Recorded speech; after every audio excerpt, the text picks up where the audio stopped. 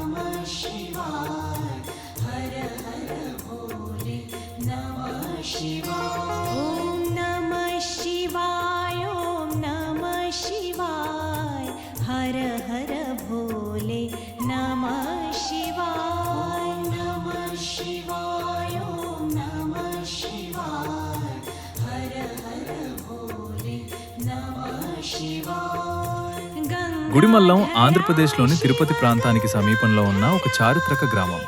తిరుపతి నగరానికి సమీపంలోనే ఉండటంతో తిరుమల శ్రీవారి దర్శనానికి వచ్చే భక్తులు కూడా ఈ పురాతన శైవ క్షేత్రాన్ని దర్శించుకుంటూ ఉంటారు. గుడిమల్లం ఆలయ చరిత్ర. గుడిమల్లం ఆలయ చరిత్ర ఎంతో పురాతనమైనది. ఇక్కడ లభించిన శిల్పం, నిర్మాణ అవశేషాలు మరియు శాసనాల ఆధారంగా ఈ క్షేత్రం ప్రాచీన భారతీయ శైవ సంప్రదాయానికి చెందిన ముఖ్యమైన కేంద్రంగా చరిత్రకారులు, పురావస్తు పరిశోధకుల దృష్టిని ఆకర్షించారు.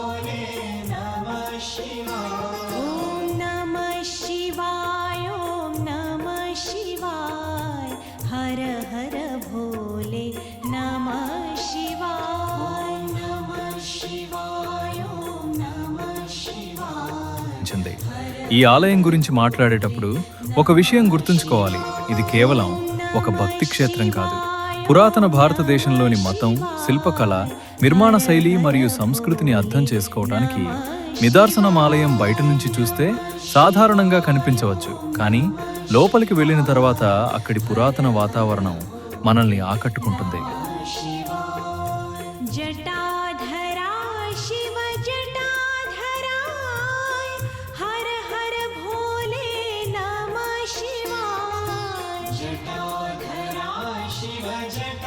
గర్భగుడి వైపు అడుగులు వేస్తున్న కొద్దీ భక్తిభావం పెరుగుతుంది.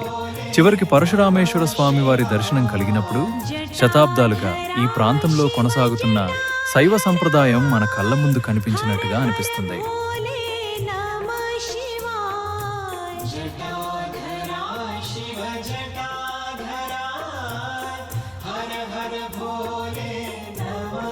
తిరుమలలో శ్రీ వెంకటేశ్వర స్వామి, శ్రీకాళహస్తిలో శ్రీకాళహస్తీశ్వర స్వామి, అదేవిధంగా గుడిమల్లంలో పరశురామేశ్వర స్వామి.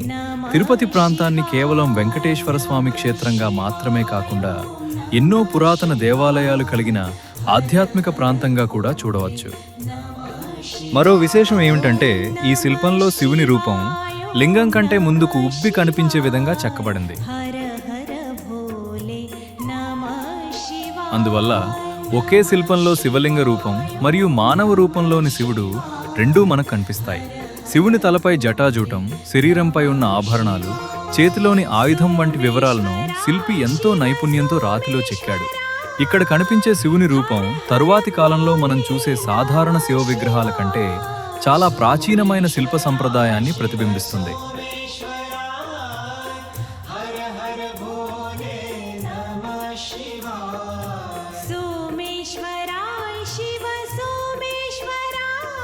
చాలా బాగుంది కదా. నెక్స్ట్ వీడియోలో